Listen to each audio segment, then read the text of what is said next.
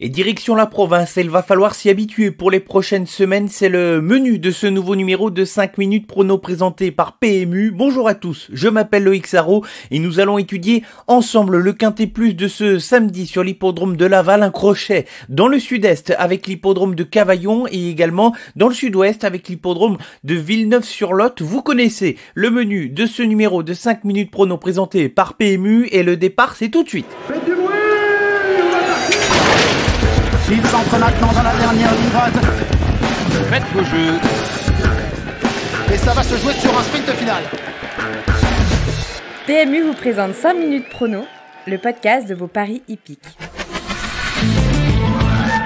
Avant de passer au bilan de la semaine dernière, petit point d'actualité. Si vous n'avez pas suivi tout cela dans les derniers jours, un décret qui a été pris au cours de cette semaine interdit désormais l'organisation des courses dans les zones rouges. Les zones concernées sont notamment la région des Hauts-de-France, le Grand Est et surtout l'Île-de-France. Plusieurs hippodromes qui délocalisent leurs courses et c'est le cas dès ce samedi avec notamment l'hippodrome de Laval qui accueille les courses qui devaient se dérouler sur l'hippodrome d'Anguin. Le bilan de la semaine dernière, il est mi-figue, mi-raisin, il y a du bon avec la sélection Quintet, 5 sur 5 pour la sélection du Quintet Plus de samedi dernier où les 3 incontournables se sont classés dans les 5 premiers et du moins bon avec le coup de 3 notamment, même si Foudelis est parvenu à monter sur le podium du prix du président de la République, il n'y a pas eu de coup de 3 et déception avec la sélection gagnante Graldus, le cheval qui avait fait le plus dur en assurant ses premiers mètres de course et en restant au trot avant de retomber dans ses travers et en faisant la faute. C'est dommage car c'est un cheval de qualité qui vaut beaucoup mieux que ses derniers résultats. Allez, place à l'étude du Quintet Plus de ce samedi sur l'hippodrome de Laval. J'en profite d'ailleurs pour vous rappeler opération exceptionnelle au Quintet Plus ce samedi et ce dimanche, tirelire de 500 000 € à se partager pour les gagnants du rapport ordre. On va essayer de s'appliquer pour le Quintet Plus de ce samedi qui se déroulera sur l'hippodrome de Laval. La 3e course, le prix de l'Obélisque, 2050 mètres avec un départ donné à l'aide de l'autostart. Ici un Quintet que je juge plutôt facile pour certains de ses favoris. J'essaye ici une sélection resserrée avec 2 incontournables, 4 associés et quelques petits outsiders tout de même dans les associés ici. Pas trop de surprises au niveau des incontournables avec notamment le numéro 1 Dream de Lasserie. J'aime beaucoup ce cheval dont la dernière course avant le confinement était bonne. Le cheval qui était présenté pieds nus et qui avait terminé à la 2e place, lui qui avait eu pas mal de problèmes de santé à la fin de l'année 2019 et ses soucis semblent désormais derrière lui. Il sera plus à son aise sur ce tracé de l'hippodrome de Laval et il doit clairement terminé dans les 5 premiers. Terminé à l'arrivée du Quintet, c'est également la mission du numéro 6 Diana Berry, l'entraînement de Jean-Michel Bazir. Elle est très performante lorsqu'elle est déférée des 4 pieds. Elle est capable d'adopter toutes les tactiques et là aussi il serait surprenant de ne pas la retrouver dans les 5 premiers. 4 associés dans l'ordre de nos préférences avec le numéro 2 Charmeuse Royale, l'écurie de Mathieu Abrivard qui est en pleine forme depuis la reprise des courses. Sa jument apprécie les parcours de vitesse et elle performe lorsqu'elle est déférée des 4 pieds. Ce sera le cas ce samedi, il faudra compter avec elle. Attention au 5 Christo qui est un cheval qui a son sérieux pour lui. Il a souvent été vu lors des meetings de Cagnes-sur-Mer depuis un certain temps. Il va apprécier le tracé de la piste plate de Laval et lui aussi doit pouvoir jouer les 5 premiers. Et je spécule avec 2 petits outsiders à la fin de ses associés avec notamment le 16 Carioca de Loup qui est un cheval de grande classe qui s'améliore avec le temps. Il n'a pas souvent couru au cours de sa carrière sur des parcours de vitesse mais il n'est pas impossible de le voir sortir une grande performance ce samedi. Sa dernière course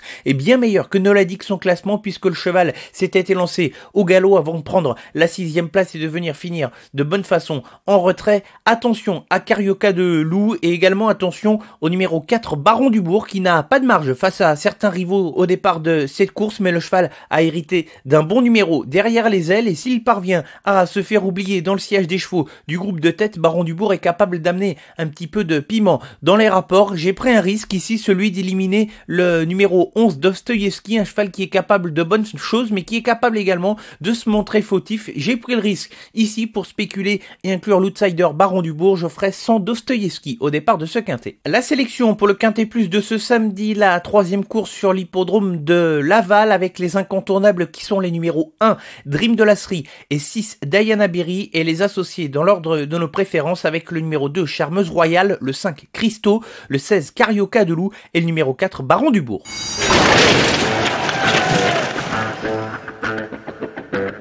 La deuxième partie de ce podcast qui va se dérouler dans le quart sud de la France a commencé par les courses de ce dimanche sur l'hippodrome de Cavaillon dans le sud-est, le coup de 3 avec 3 chevaux que j'aime beaucoup dans des profils différents pour certains mais qui peuvent bien faire, et on va s'arrêter ici avec la 4e course et le numéro 1, Cara du Goutier, un cheval que je suis depuis de nombreuses années, qui vient d'arriver il y a quelque temps de cela dans l'écurie de Romuald Maurice. Ces 2 dernières courses ne sont pas bien passées au niveau de son nouvel entraîneur, surtout la dernière où le cheval a été mis hors course dans le dernier tournant. Je le juge sur ses performances réalisées auparavant, et s'il trotte d'un bout à l'autre du parcours, il a tout simplement une première chance. Dans la 5e, le numéro 4, Flamme Julerie, vient d'être disqualifié de la 5e place après enquête pour sa dernière tentative qui remonte au 13 mai. Elle a désormais une course dans les jambes et elle a déjà bien fait sur des petites pistes corde à droite comme celle de Cavaillon. La vraie Flamme Julerie sur ses performances réalisées en 2019 à sa place à l'arrivée ce dimanche. Enfin, terminons avec la 6e course, c'est le numéro 9, Go & Flash, qui vient de réaliser une rentrée intéressante en début de semaine sur l'hippodrome de Vichy. Son entraîneur Michael Cormy fait le déplacement à Cavaillon, le présente en étant déféré des postérieurs, et Go & Flash a une bonne chance pour terminer à l'arrivée s'il réalise également ses meilleures valeurs jugées en 2019.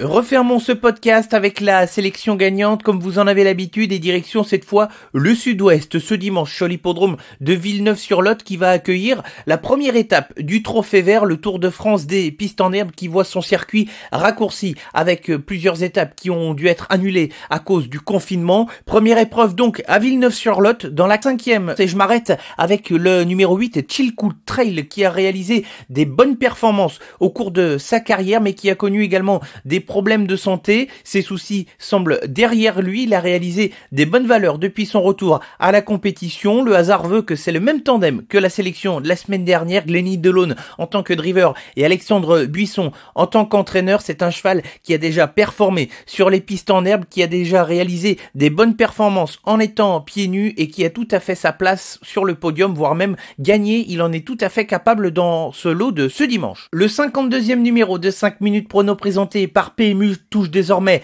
à sa fin. Merci à tous d'avoir été à l'écoute de ce podcast. Restez fidèles, on se retrouve la semaine prochaine pour un nouveau numéro. En attendant, prenez soin de vous, restez chez vous au maximum, respectez les gestes barrières, et on se retrouve donc vendredi prochain pour un nouveau numéro. Bon week-end à tous. Jouer comporte des risques. Appelez le 09 74 75 13 13. Appel non surtaxé.